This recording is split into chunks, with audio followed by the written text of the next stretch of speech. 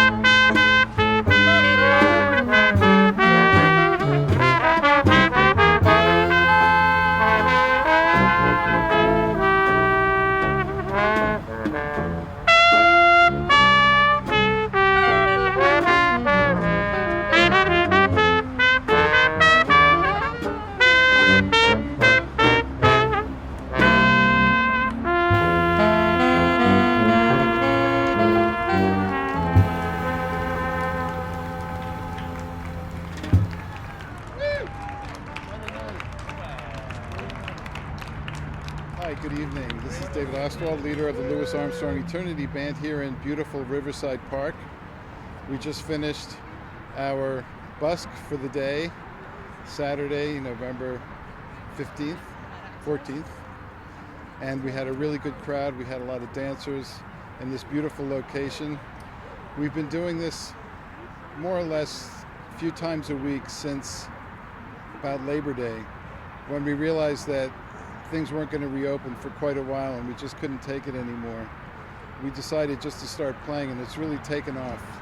It's a perfect location for a number of reasons. It's got a natural dance floor, and it's got room for social distancing, and if the crowd spills over from this beautiful round plaza here, you can see behind me is this promenade, and the crowd spills out into there, so social distancing is not an issue.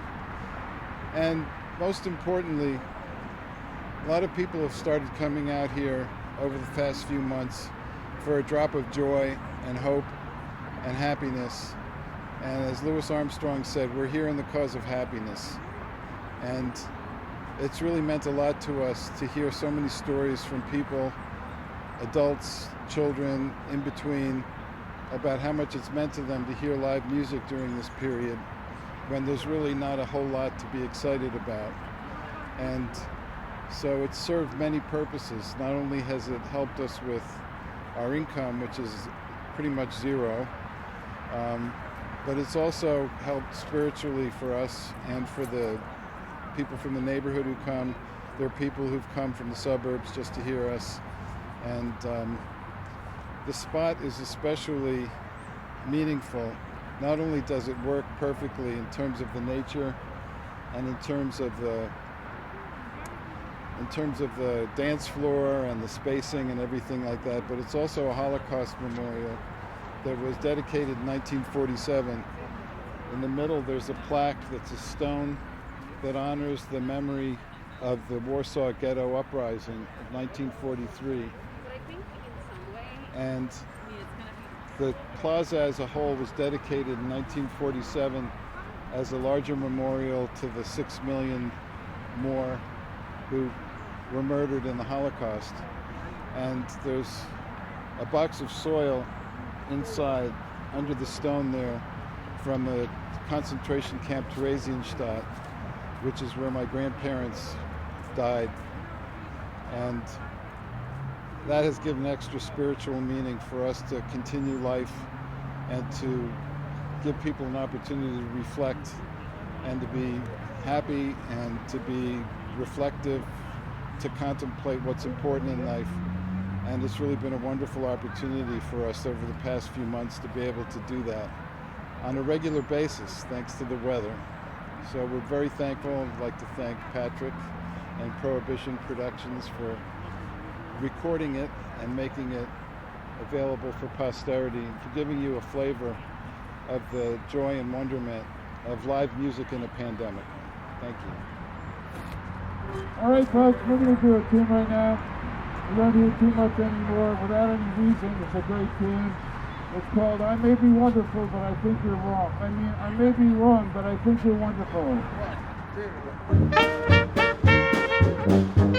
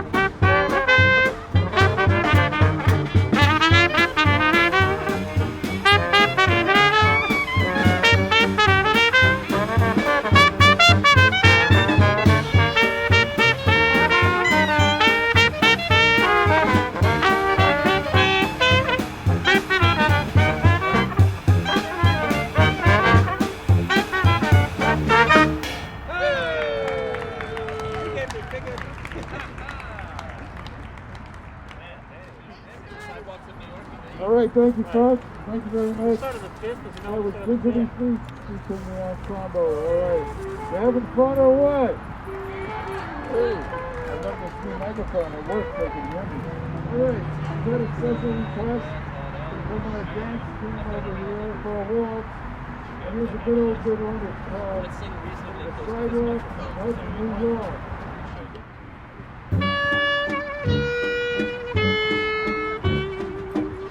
Everybody sway!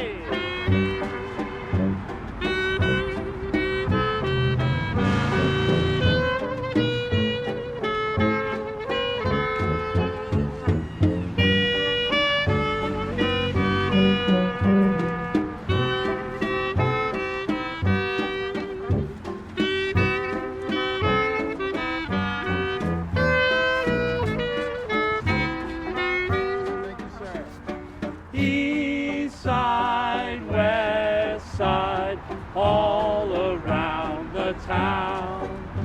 The tossed sleigh ring around Rosie, London Bridge is falling down. Boys and girls together, me and Mamie O'Rourke. We tripped the light fantastic on the sidewalks of New York.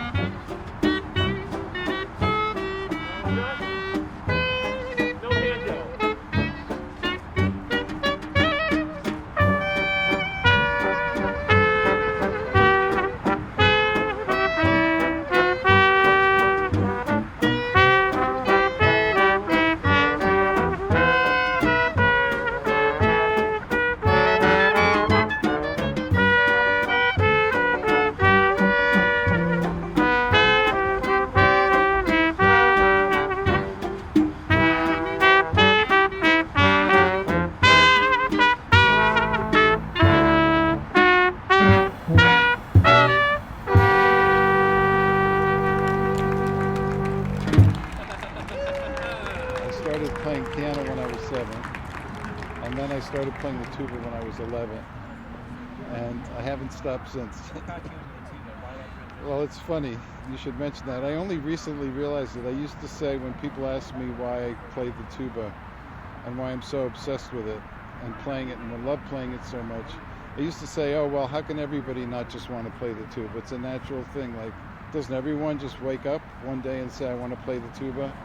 But then I realized through a friend who played me a clip of a ballet, Romeo and Juliet, by, you know that, yes, and someone played me a clip. She was an amateur ballerina, and we like to look at clips, and she showed me one of Rudolph Nureyev and Margot Fontaine doing the March of the Capulets from that, they're not in that one, but the March of the Capulets is a scene in the Prokofiev ballet Romeo and Juliet. And the particular one that she showed me was a version of it that I'd seen as a 10-year-old when I was My mother took me to the ballet. It was Rudolph Nureyev, Margot Fontaine. I saw that version live, and I suddenly had a flashback when I saw March of the Capulets, which has a great tuba and trombone part. That's it. You know, Patrick knows. And I just went, when I heard it, like, this was like 30 years later or whatever, that I saw it, and I made the connection. And I went to the timeline, and I thought, how soon after I saw that, I remember how gripped I was. I had a flashback, how gripped I was by that scene and that music. And it was only a few months later that I saw a tuba in the band room when I was running out the door to recess, and I screeched on the brakes like in a cartoon, and I reversed and I went back, and there was this beautiful 3/4 size sousaphone for 11-year-olds with a, as I remember it, who knows if it's true, but this is how I remember it, so it's true, with a ray of sunshine glistening through the window off of the gold bell of the sousaphone.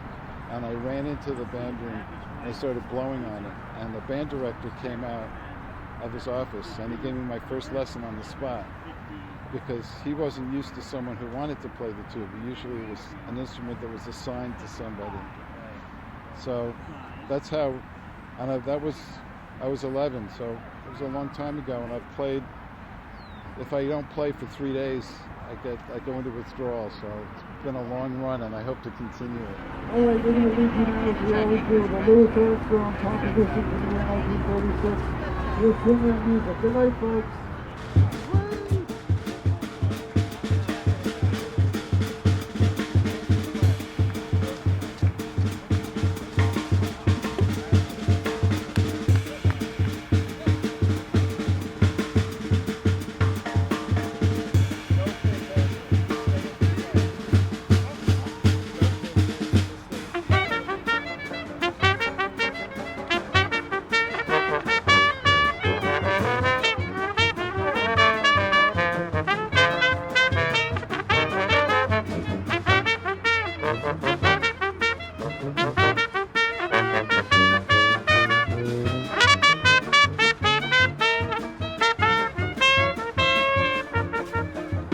Such a thrill, my heart feels a chill, my feet won't keep still when they swing that music.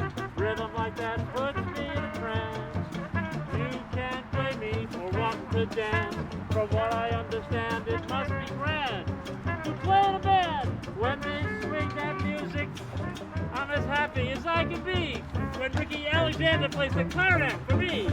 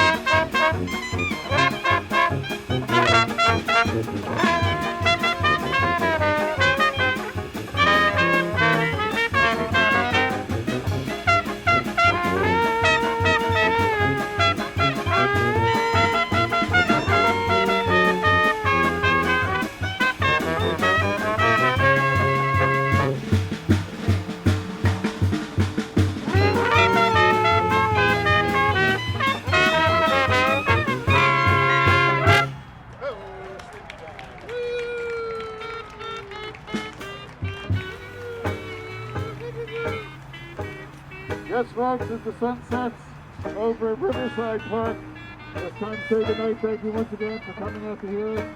We'll see you on Monday and thereafter. In the meantime, how about one more hand for these incredibly talented musicians up here? Including, without limiting the generality of the foregoing, Jim Fryer on trombone, Josh Dunn on banjo, Danny Tobias on trumpet, Henry Richard Alexander III on the reeds, Alex Raderman on drums, and yours truly, David Ostwald, reminding you that if you're driving tonight, please make sure you have a car. Thank you.